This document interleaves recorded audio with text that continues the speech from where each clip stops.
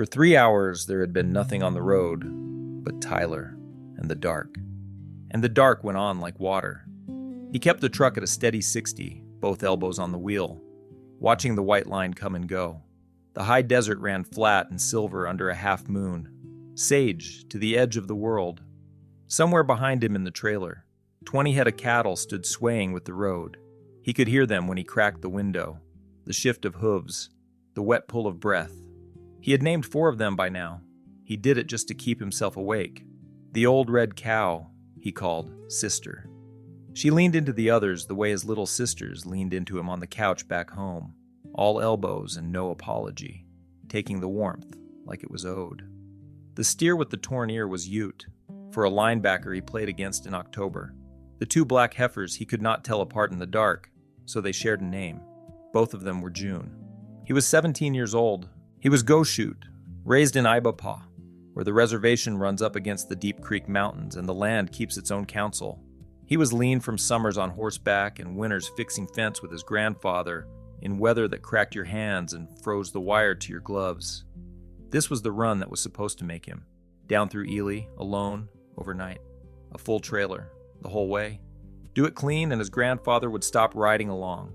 Do it clean and the runs would be his. His grandfather did not waste words. So the ones he gave you stayed. Most of what the old man taught was in his hands, shown and never said. How to read a cow's fear before she showed it. How to read ground. He could look at a stretch of dust and tell you what had crossed it, and when, and how fast it was moving. And by 12, Tyler could do the same. And by 15, he was better at it than anyone he knew who was not the old man himself. But there was one thing his grandfather said out loud. He said it more than once. He said it the way you repeat a thing you need a boy to keep. They had been stringing wire on the far fence, miles from the house, the day it came up. It was the kind of quiet where your own voice sounds like a stranger's. His grandfather had straightened up from the wire and looked out at all that empty and said it plain, the way he would say a gate needed oil. If something out here calls out to you, something which you cannot see, in a voice or with a sound that makes your stomach roll like you ate bad deer meat, and you know there is no one who could be calling, you do not answer it. You do not tell it to leave. You do not ask it what it wants. You give it nothing. It can find a place. Any fool thing can find a place. It cannot find you until you answer. That is how it takes hold. You keep talking to it, and every word is a hand you put in its hand. Tyler had been 15. He had thought it was the kind of thing old men said to make the work feel bigger than it was. He had told himself he would push through.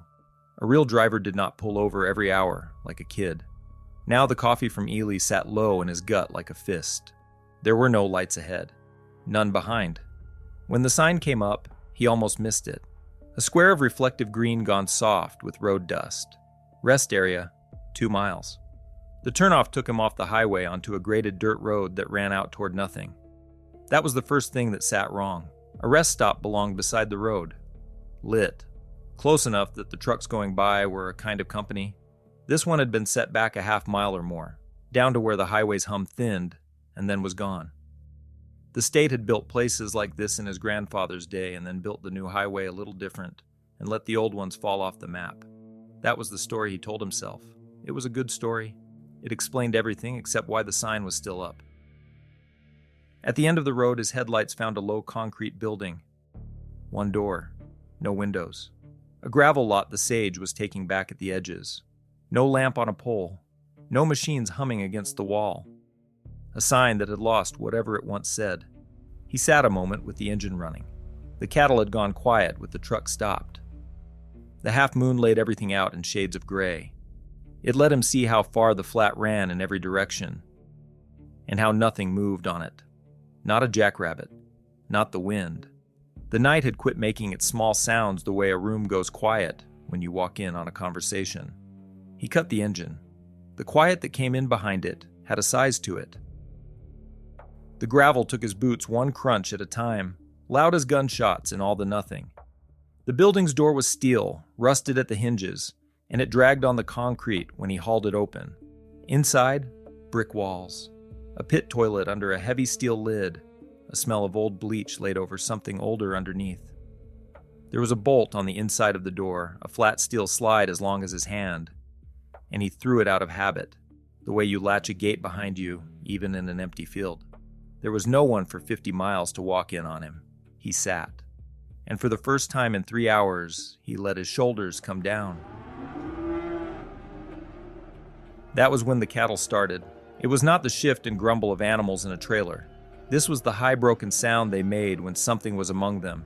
He knew that sound. He had heard it the night a cougar came down off the deep creeks and stood at the corral and did nothing but look. The cattle had lost their minds over the looking. The trailer began to rock on its springs. Hooves came down hard enough that he felt them through the concrete floor, through the seat, in his teeth. He was up with his jeans half done before he caught himself. There was nothing out here. He had seen the flat in the moonlight, mile on mile of it, empty. A cougar this far from the mountains was nothing. He made himself breathe slow.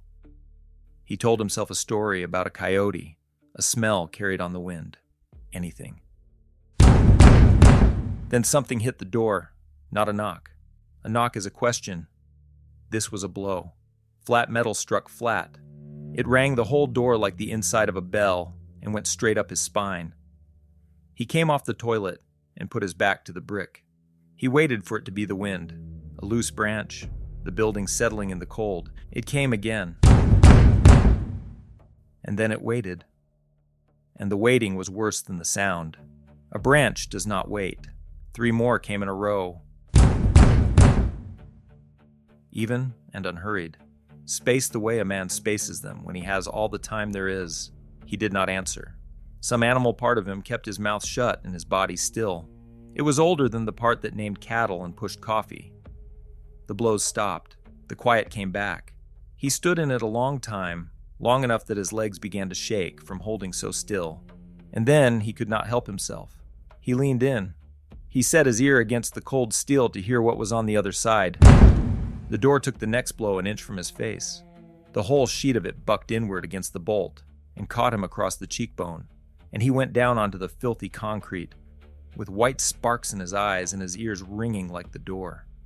He was on the floor, one hand to his face, something warm starting at his lip, and the rule came up out of him, from wherever he had filed it at 15. You do not answer it. He answered it. Hello. It came out before he could stop it, too loud, cracking in the middle. What do you want? Nothing answered. He stood in the quiet.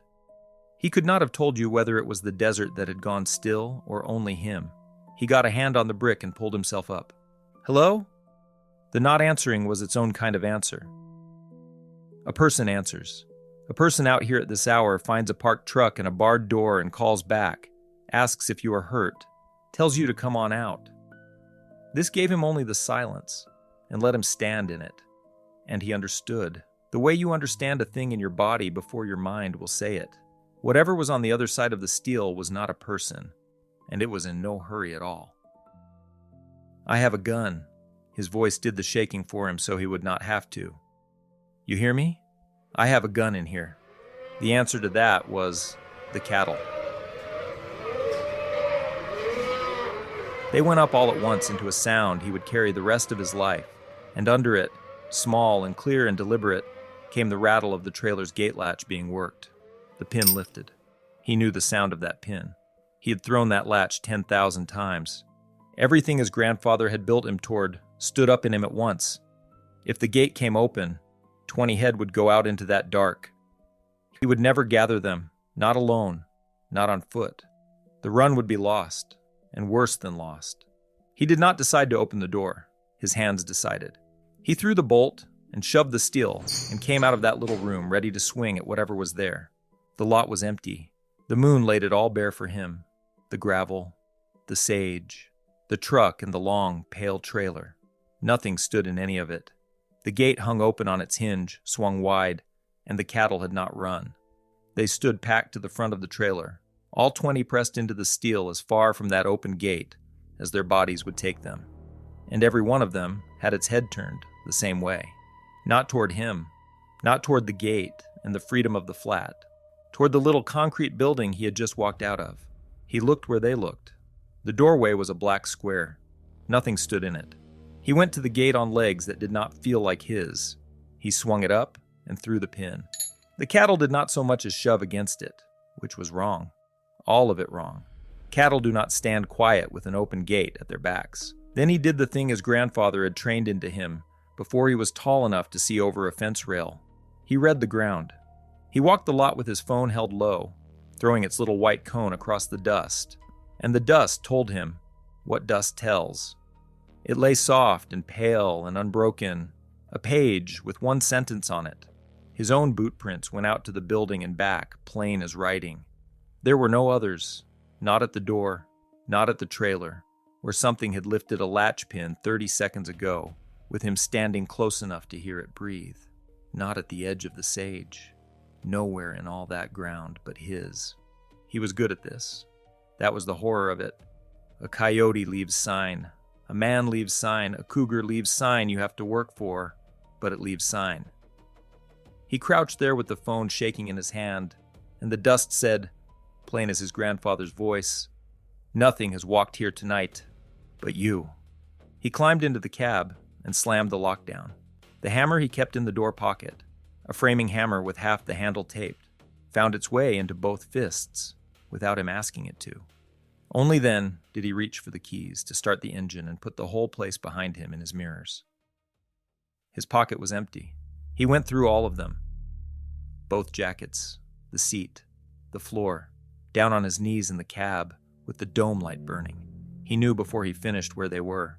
He could see them, on the concrete, where he had gone down, jarred loose from his pocket by the fall, lying by the pit toilet in that brick room, both keys on the one ring, with the door now standing open to the dark. For a long while he did not go. He sat in the locked cab with the hammer across his knees and watched the black doorway refuse to change. He told himself he would wait for the sun. The cold came up through the floor of the truck like water rising in a boat. The cattle would not settle. They would not turn their heads from the building. And a truck does not run on a hope. He needed the keys. He took out his phone for the light, not the signal. There had been no bars since Ely. There were none now. Only the small white face of it throwing a cone he could hold in his fist. He crossed the lot with it one slow step at a time, saying nothing. Finally, saying nothing. At the building, he reached the door and pushed. It did not move. He pushed again, harder. He put his shoulder into it. It gave him the solid stop of a thing barred from the inside. He stepped back and stared at it. He had left it open.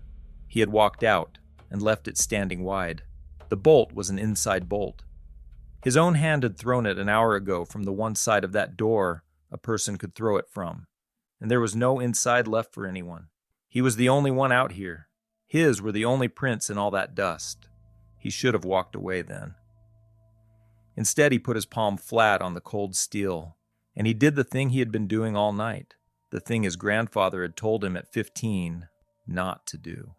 He was 17 and afraid, and a person who is afraid wants more than anything for the world to make sense, and will talk to it until it does. "I just need my keys," he said to the door, low and reasonable, the way you talk a spooked horse down off its nerves. "That is all. Let me get my keys, and I will go." The breathing came up against the other side of the steel, slow, with a wet drag at the bottom of it like a rope pulled through mud. It was close, the way your own breath is close in a small room. He could have put his ear to the door again and matched it. And then the thing behind the door spoke. The voice was almost his own. It was shaped a little wrong, tried on like a coat that did not fit. It gave him back the last words he had said. "And I will go," it said. He did not remember crossing the lot. He was in the cab with the lockdown and the hammer in his fist and his back jammed into the seat. And out across the gravel, the laughter started. It started low, down in a throat, the sound of something honestly amused. Then it climbed. It came up and up past anything a chest could hold, into a thin, high screaming that was still laughing underneath all of it.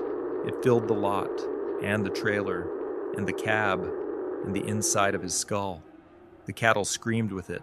Tyler put his forehead to the wheel and pressed his hands over his ears, and he gave it the one thing he had left to give. No answer at all. The laughter wound down the way a thing winds down when it is not getting what it came for. It thinned, it frayed, it dropped back into the low, amused sound, and then into breathing, and then into the desert wind moving through sage, and then into nothing. The cattle quieted by degrees. Tyler did not take his hands from his ears for a long time after, in case the quiet was a question too.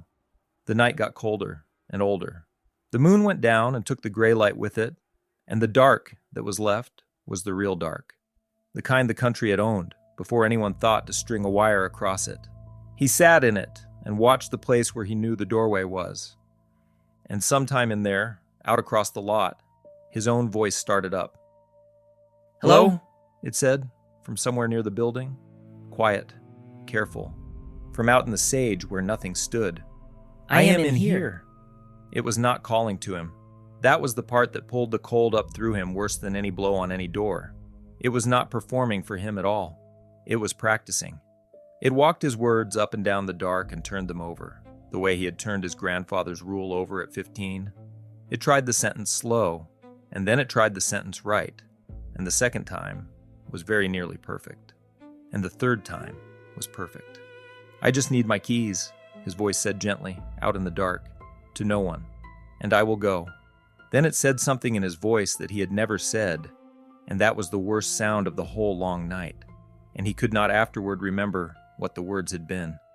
His mind had dropped them the way a hand drops a hot pan lid, straight down, no argument. He only knew his own mouth had never made them, and that out there in the sage, his voice went on without him. He did not answer. He sat with the hammer, and his teeth locked, and tears standing in his eyes that he was too afraid to blink loose. And he did not answer. Somewhere in the smallest hours, with his eyes pinned to that doorway and the hammer sweating in his fists, his mind slid back to the fence line. 15 years old. The wire singing as the stretcher took it tight. His grandfather not looking up. The old man had not said it like a warning. That was the part Tyler understood now. Gripping a hammer in a locked cab at the bottom of the night, he had said it like a fact about the country. The same voice he used for where the well was and which wash flooded first. Every word is a hand you put in its hand. Tyler had laughed about it once with a cousin. The cousin had not laughed. He remembered that now too. He meant to keep the watch. He meant to hold his eyes on that doorway until the sun came up and burned the night out of the place. But the body of a 17-year-old who has driven since dawn and been afraid for hours has a bottom to it. And somewhere in the last black hour before light, sleep took him down all at once, without his leave and without a sound. He came up out of it into heat and white light. The sun stood full in the windshield and laid the dash bright. The desert beyond the glass had gone gold and ordinary, sage and gravel, and the long shining flat, the kind of morning that makes the dark before it feel like something a child dreamed. The cattle stood easy in the trailer, heads low, the way cattle stand. For the length of one breath, he believed. All of it had been the night, and the fear, and the coffee. And the worst thing about being alone out here was the stories your own head told you. Then he looked at the building, and the door stood open. The bolt he could not move in the dark had drawn back. The steel door hung wide on the bright lot, and the dark inside it was the only dark left in all that morning. He should have started the truck. He had no keys to start it with. That was the hole of the trap, and he could not see the shape of it yet. He could only see the pieces the morning wanted him to see. The sun climbing toward a desert noon, 20 head in a steel box with no water, and sister already breathing with her mouth open, the way his little sisters breathed when the fever had them.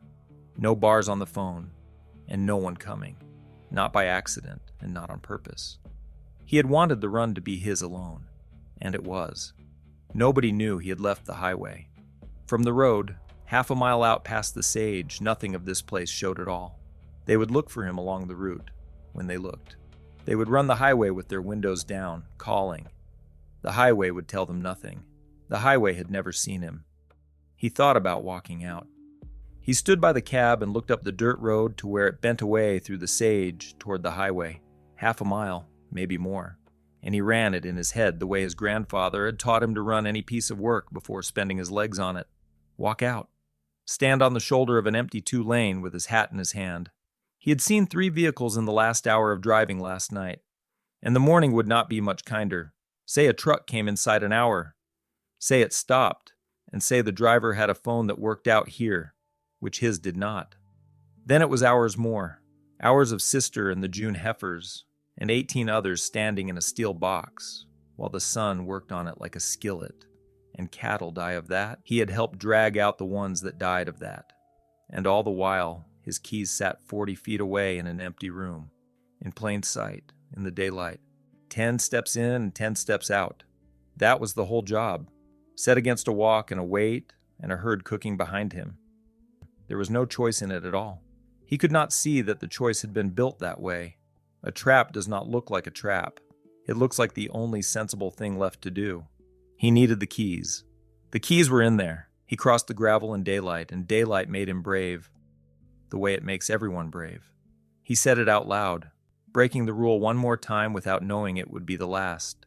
There is nobody here. It is morning. There is nobody here. He came to the doorway and looked in.